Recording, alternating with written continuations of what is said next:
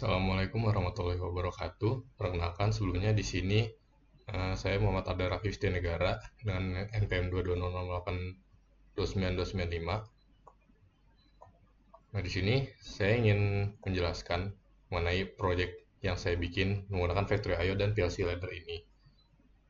Nah,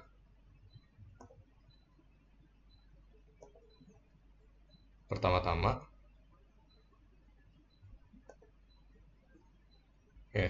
saya akan menampilkan dulu PLC ladder diagram dari PLC yang saya buat ini. Jadi untuk rung pertama ini adalah rung latch yang saya gunakan untuk di factory ayah saya untuk memulai program. Jadi kalau kita lihat dari TCP dari PLC-nya, di sini ada 3 input utama, yaitu factory IO running-nya, start button, dan emergency stop-nya. Nah, di sini saya menggunakan latch push button dan running factory IO-nya untuk bisa menggunakan start button. Nah, lalu saya juga menggunakan tambahan input emergency stop untuk menyalakan atau mengaktifkan factory saya. Jadi saya tanpa harus stop, saya bisa menggunakan tombol emergency stop itu. Nah, kemudian ini untuk yang rung yang pertama, dan ya untuk letak memorinya ini mungkin sudah sedikit self-explanatory, dan untuk di sini saya menggunakan memori 200 karena saya akan menggunakan di PLC saya menggunakan di sininya saya menggunakan sebanyak 200 memory bit, di mana 0 sampai 99 itu dia untuk inputnya, kemudian untuk outputnya dia dari 100 sampai 199. Jadi saya bisa menggunakan lagi dari 200 sampai seterusnya. Oke, itu untuk rung 0. Kemudian untuk rung yang kedua, row yang pertama, row 1, ini saya menghubungkan output dari running latch ini ke conveyor yang 2 meter dan conveyor clockwise dan counterclockwise. Jadi ketika dijalankan, dia akan menjalankan kelima conveyor ini, 1, 2, 3, 4, dan conveyor yang ini, yang 5, buat conveyor yang 4.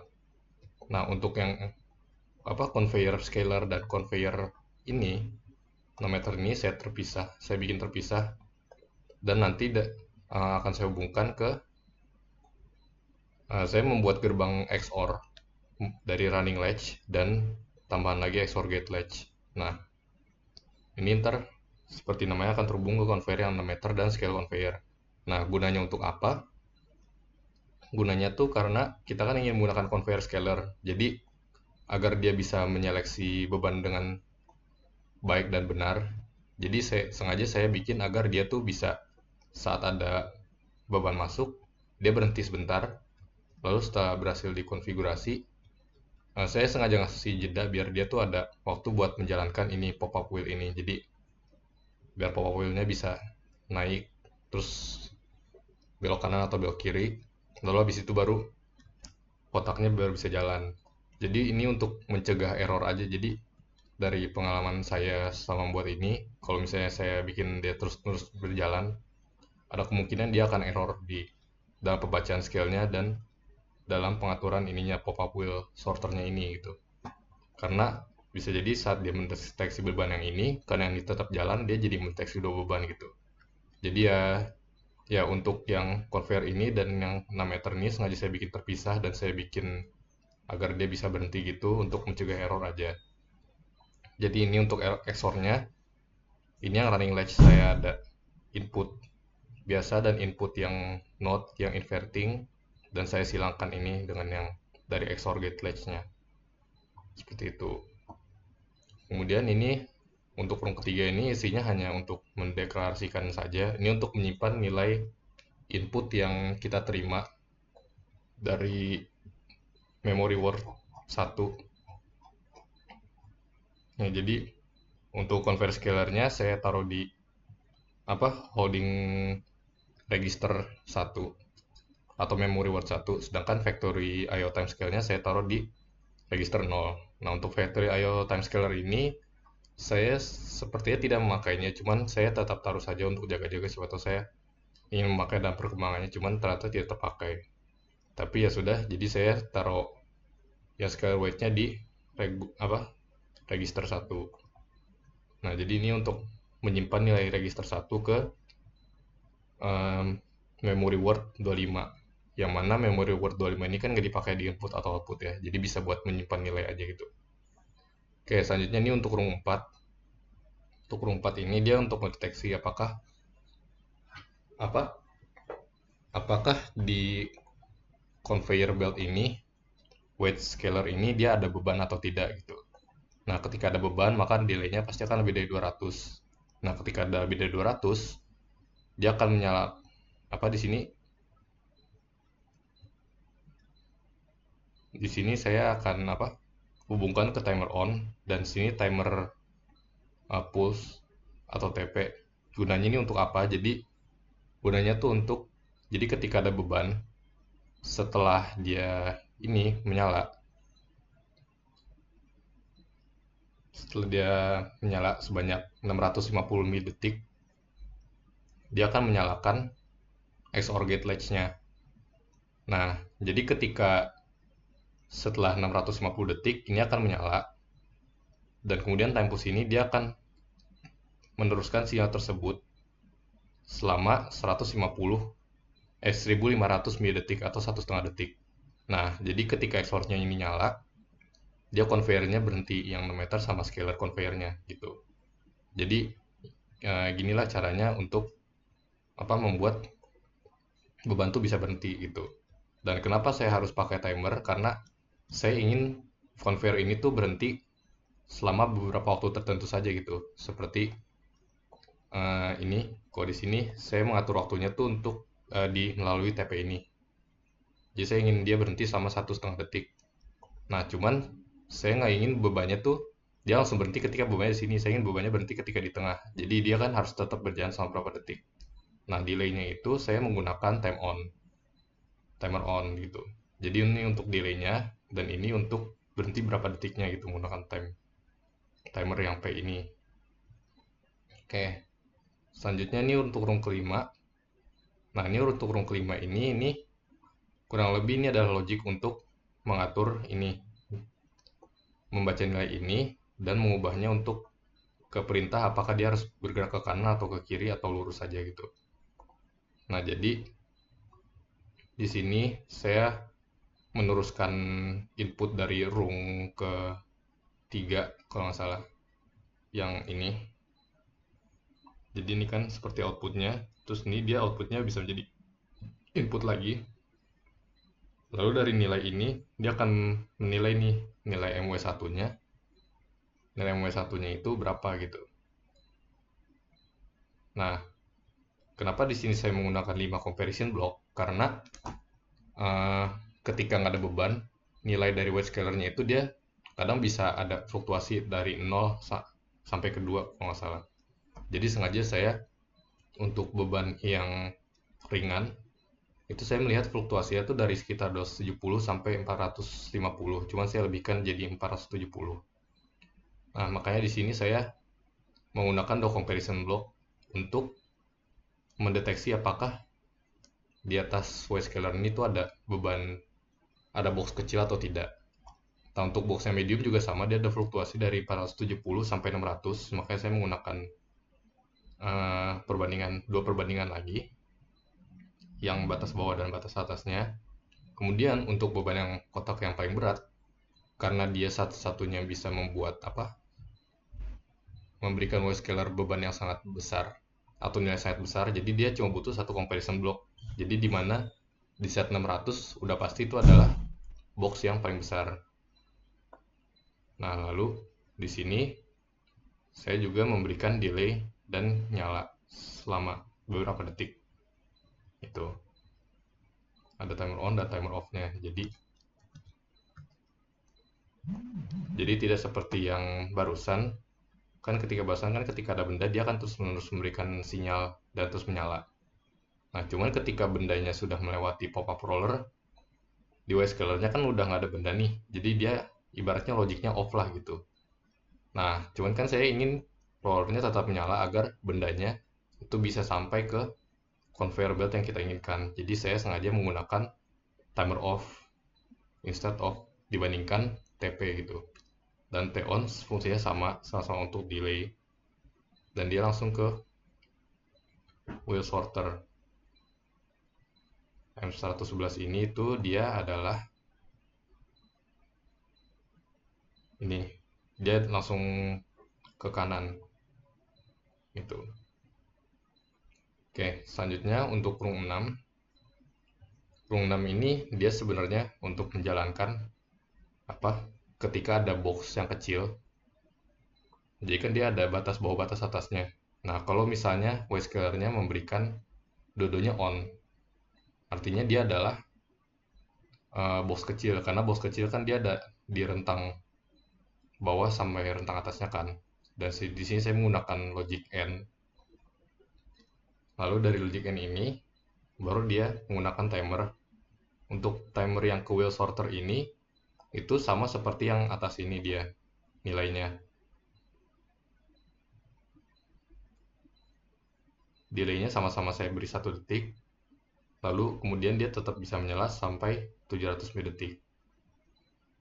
Nah, kemudian selain pop-up wheeler, saya juga memberikan lampu indikator. Jadi lampu indikator ini untuk mengecek apakah bendanya ini dia tuh yang box kecil atau box sedang atau box yang besar.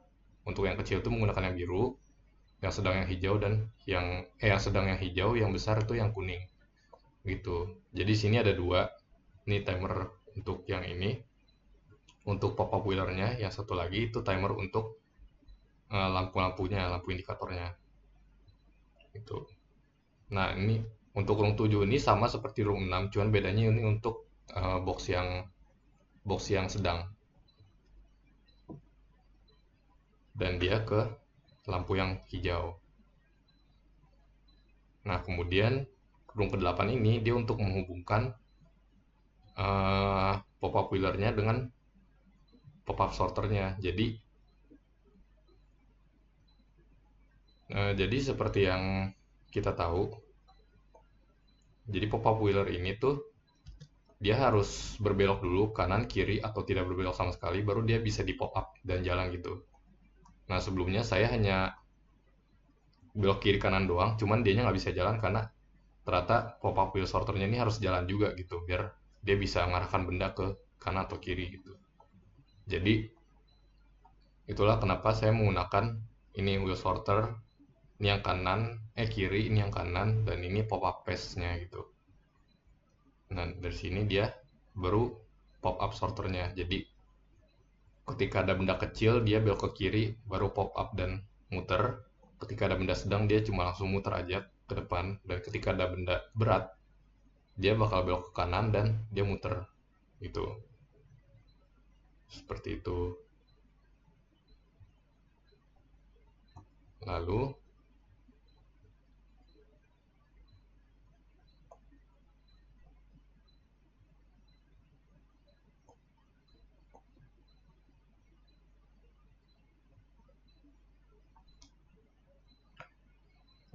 selanjutnya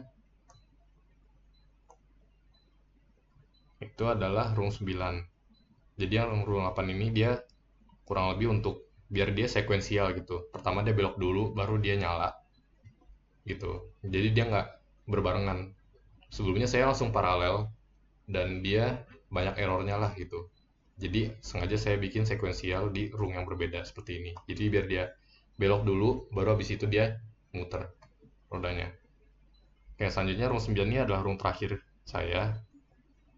Ini dia fungsinya sama seperti yang lainnya.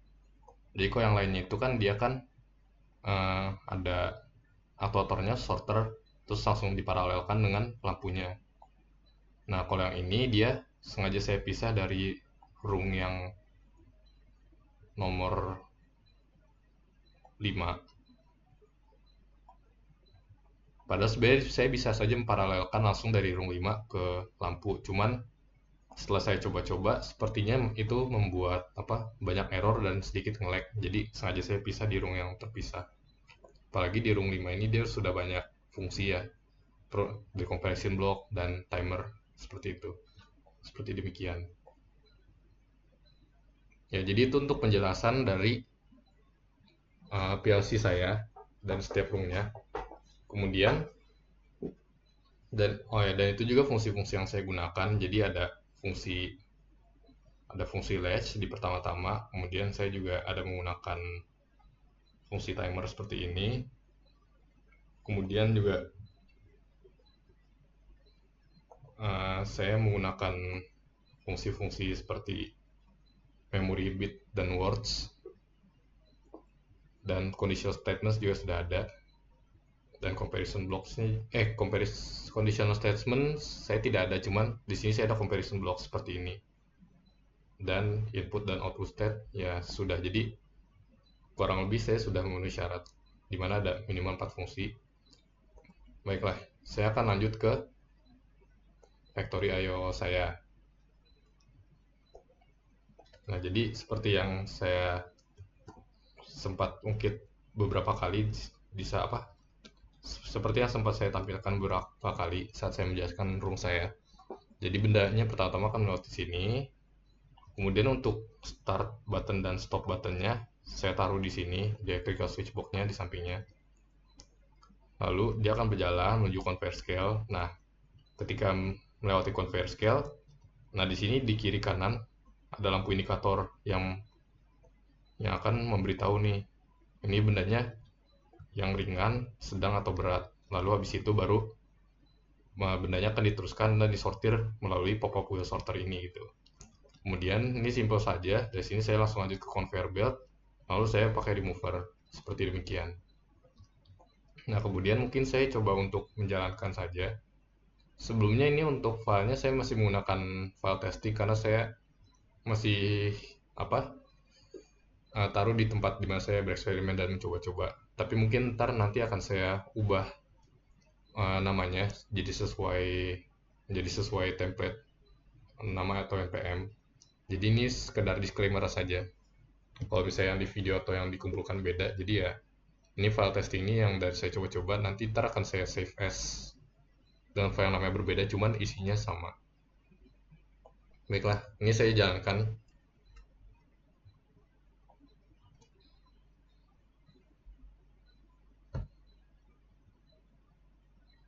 Saya jalankan simulatornya dan kita tunggu sebentar. Nah, ini sudah berjalan. Dan ini bisa saya play. Saya launch simulatornya. Dan ya, sekarang akan saya connect factory IO saya. Di sini sudah terconnect ya, sudah centang. Dan akan saya coba jalankan. Nah, di sini saya ingin memastikan dahulu apakah di sini dia benar-benar nyala, karena terkadang dia kalau tidak dicek seperti ini dia tidak nyala sehingga push buttonnya tidak bekerja. Baiklah, di sini sudah terlihat runningnya sudah nyala, emergency stopnya sudah nyala. Baiklah, artinya saya sudah bisa memencet push button ini dan nyala. Yang terlihat dia sudah menyala. Di sini saya ingin lihat di room 5 sini, ingin memastikan apakah sorternya bekerja atau tidak. Sudah terlihat ini untuk yang benda ringan dia sudah bisa dibelokkan ke kiri. Nah, untuk yang benda, nah di sini dia bisa berhenti sebentar, cuman conveyor ini dia tetap jalan. Dan ya, ini untuk benda yang sedang dia akan terus lurus. Dan ya, lampunya juga sudah menyala yang hijau nih.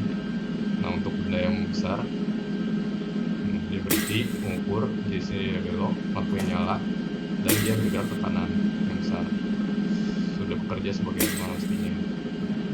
Untuk benda yang berkiri dia sudah bisa ke kiri. Untuk benda yang sedang dia akan ke sini harusnya ya, dengan baik. Dan untuk benda yang besar dia akan ke kanan. Nah, sudah benar, dan lampunya sudah menyala warna kuning ya, seperti demikian. Nanti untuk yang kecil nyala warna birunya. Dan untuk memastikan saja yang sana juga menyala ya lampunya. Jadi tidak hanya lampu yang di sebelah kanan, namun yang sebelah sana juga sudah bisa menyala dengan baik ya.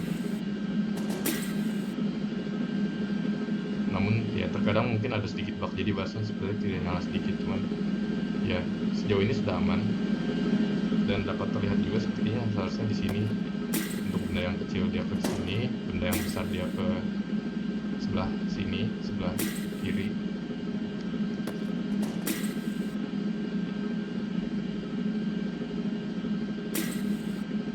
Dan ya lampunya dua-duanya menyala, kuning.